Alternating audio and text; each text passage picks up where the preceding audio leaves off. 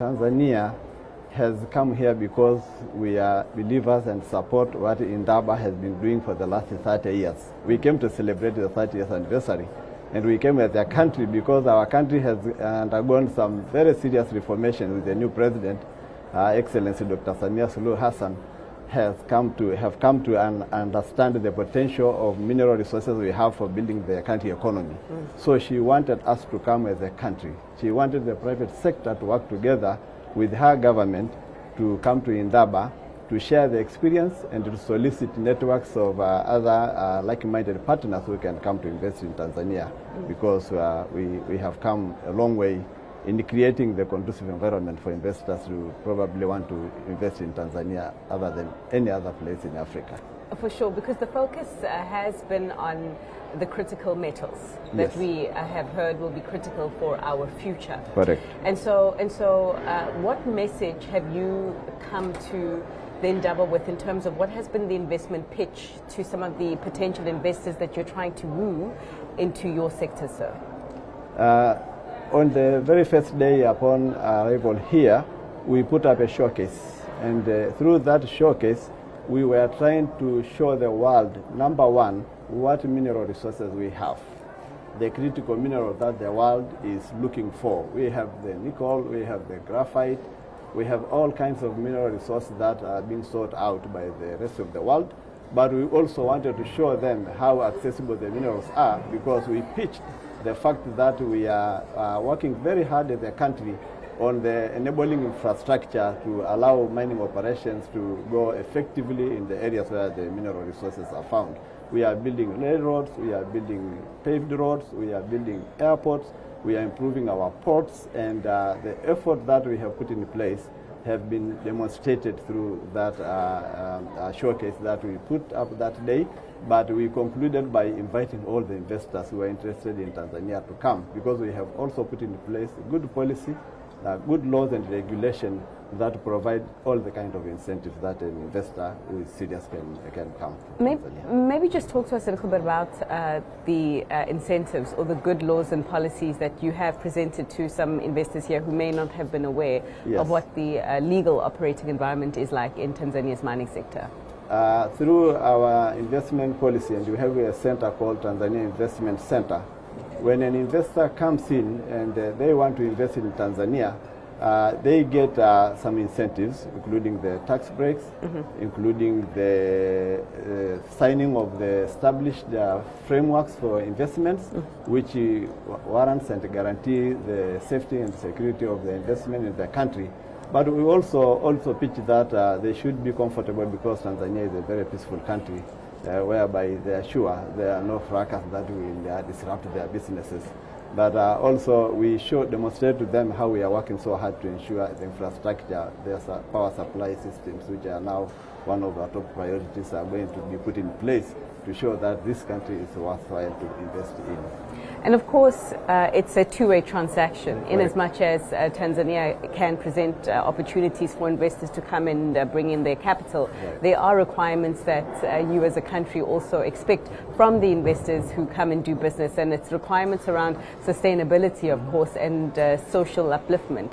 A lot of the ministers that we've spoken to so far have spoken about the urgency around creating value within their country, particularly with the processing of a lot of these metals.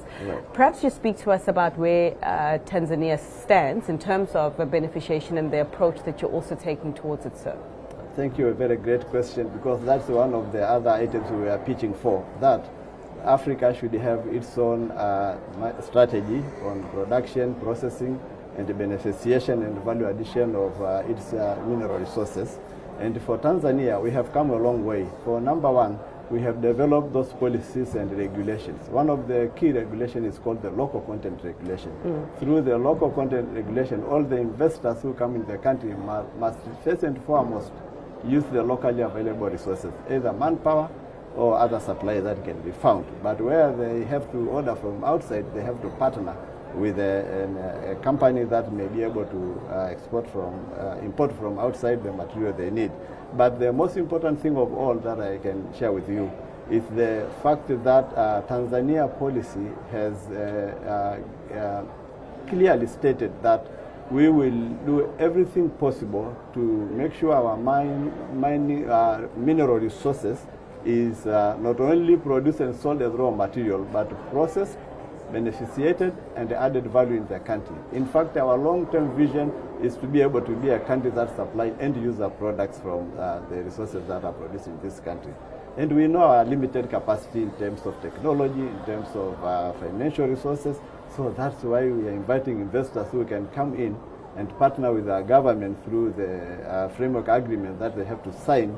So the government get a smaller share and they get a larger share, but the beneficiation will spread the benefits throughout the country through employment, through capacity building, through the availability of those products that we too may need as a country, and then being able to do international trade using the end user products, which at the end of the line, in the long vision, we want also to be able to be engaged in the recycling of the resources, because the sustainable supply will depend on how we can extend the lifespan of the mines through exploration, but how we can recycle some of these products, so we are guaranteeing the world that there is a continuous supply of those minerals. Okay, yes. And I imagine that the strategy is what you have presented to some of the investors here at the Naibu and some of the conversations that you've been having here. And I'm just wondering what the response from the private sector has been to your approach to beneficiation. Yes, we are working on our strategy right now, so it's a document in the making, but we painted the roadmap. That our roadmap is, you come to invest in Tanzania, we will give you an exploration license because we want to explore to know how much deposit of each critical mineral we have. But we will also give you access to developing infrastructure for processing the minerals, beneficiating the minerals, and add value in the minerals. And we tell them about the framework agreement, which so far, right now, the government only requires like a minimum of 16% of the shares from the company, which is the free carried interest allotment, and 84% is left to the investor, who will be investing all the capital and technology to be able to benefit. So it is a win-win situation whereby we believe the company that is serious should be able to take that as a very special offer. So 80% is all yours. Sure. And we only take 16% as the government. And then the paying of taxes into the normal process. Well, so we look forward to, of course, seeing the outcomes then of the discussions that you have had here, and also of the discussions that could come as a result of the strategy being finalized in terms of the deals that could be announced. But until then, sir, thanks so much for your time. We'll leave it there. Thank you very much. We are looking forward to having many big investors come to invest in Tanzania, because I think the country is ready and we have everything that they need to offer. Okay.